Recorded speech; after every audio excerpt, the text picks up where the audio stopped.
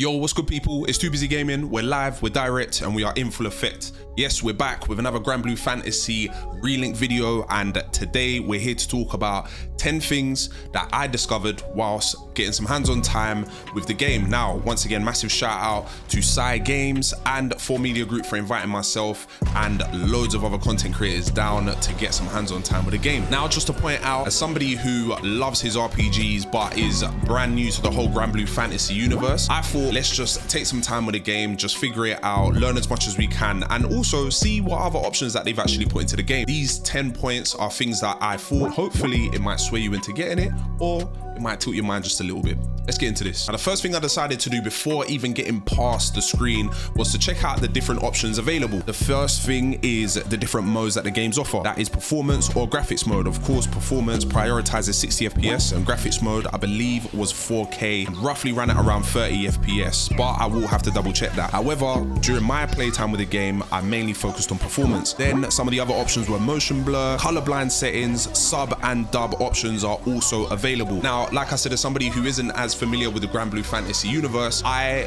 went in first of all with the dub just to kind of see if there's anybody I can recognize. There were, but I'm gonna save that for you guys to play through. And of course, the subbed version was absolutely banging. I recognized some of the voices off rip, and I thought to myself, they've taken their sweet time with cherry picking who they want to voice certain characters, and it really does shine through. Having a conversation with the amazing localizers and some of the people that were translating for Yasuyuki, they said that they spent a lot of time trying to figure out who would fit best for specific characters, and both English and Japanese Vasaraga's voice actors were just banging. Now, for the second point, this was something that I asked the producers and Yasuyuki himself, was if there's going to be crossplay available. Now, you will be able to play with both PlayStation 4 players and PlayStation 5 players. However, you will not be able to do any of the PlayStation consoles with Steam. It is a bit of a bummer, but at the same time, I'm just happy that PS4 and PS5 players can play together. But Steam players, sorry, you will only be able to play with each other. We'll meet in the middle and we can discuss builds whenever, and you can expect to see plenty of that on this channel. Now, for the third point,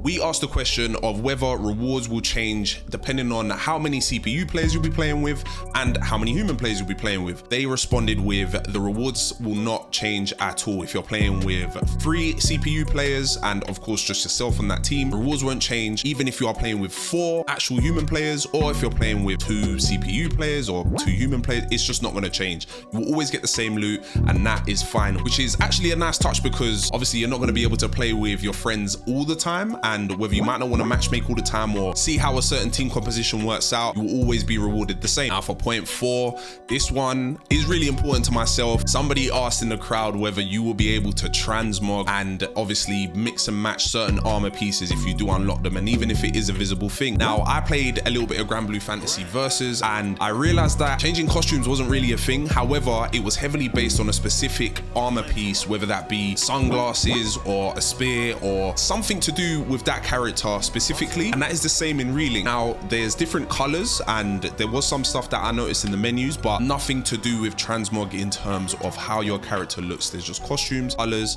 and weapons. That is all. So the fashion hunters or fashion players out there, we gotta hold this one, unfortunately, but let's wait and see. Hopefully they can cook something up. Now, for point 5, you may have seen in some of the previous footage or footage that's floating about online, but your mastery points are shared across the entire character roster. Yes, that now means that if you level up one character and you earn a specific amount of mastery points, you will have to then figure out whether you're gonna put all of those points into one character, or if you're gonna put 2 there, 3 into another one, and then 1 into another character. That is entirely up to you. So in this instance for myself, try and lock in with a character, play them all, see which one kind of tickles your fancy in terms of the type of gameplay style or how you might like to play the game. And then once you figure that out, time to lock in with that character, pump all of the mastery points into them, and then go from there. And then of course, off the back of that, there is no respecing. So once you've pumped those points into a character, you will not be able to respec, get those points back, and then dish them out into another character. A bit of a bummer, but it just means that you will have one main character, and then you can start to dabble in some other characters once that character is in a nice, comfortable place and you have your loadouts set. Now, whilst we had some time with the game, I actually took a step back from doing the story and I explored the menus a hell of a lot. There's one thing that I noticed, and that was when picking Vasaraga in our multiplayer time, there was a few accessories, I believe, which are called Sigils, and these actually buffed the Vasaraga to a different level. Now, Vasaraga focuses mainly on charged attacks and dealing out shed loads of damage, applying armor to himself and doing some crazy setups. And one sigil that I noticed which was a big game changer for Vasaraga was the charged attack timer going down. Now, this meant that instead of having to wait there and stand vulnerable to a lot of enemy attacks, it meant that the charge time, or the time to reach the maximum damage for the attack, was reduced. This just meant that I can get in, do tons of damage, take an enemy out, and then get out.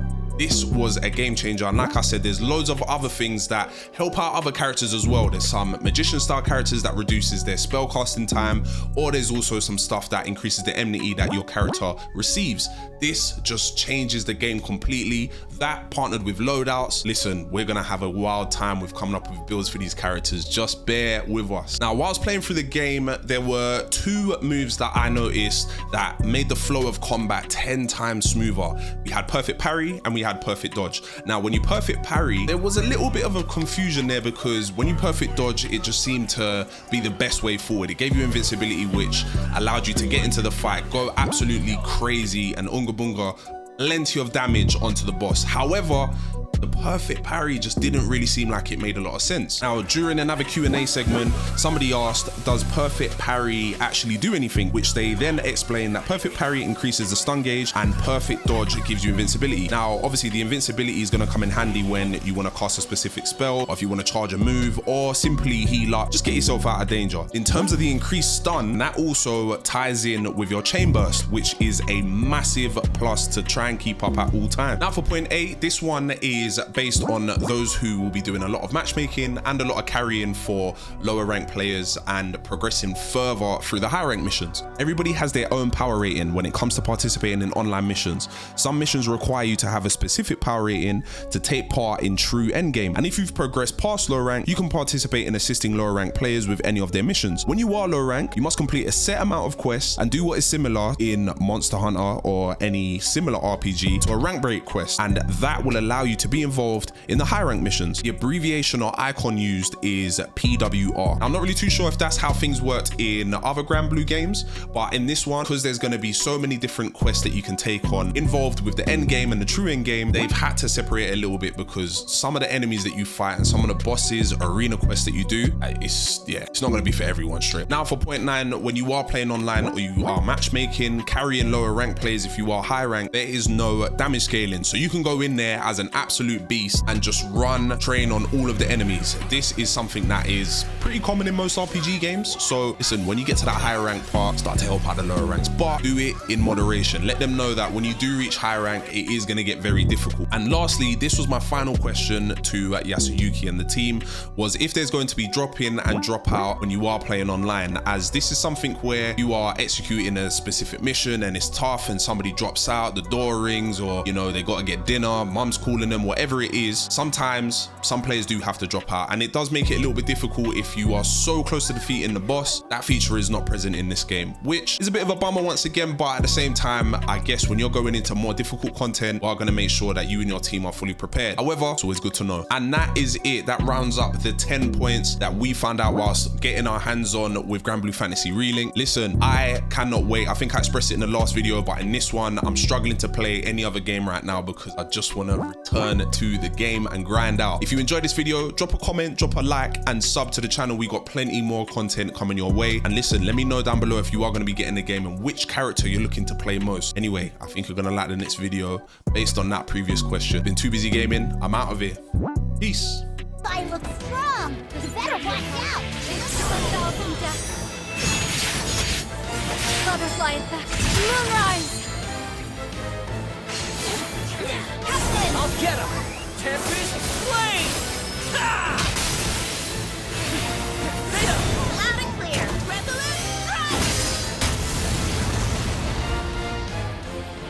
Keep those peepers peeping. So long. Ultimate flag. Oh, Butterfingers. Shine as one. Tide of chaos. We make a perfect team. That one. Attack! Monster. No running to me! Watch it learn! 1, 2, 3, 4, 5!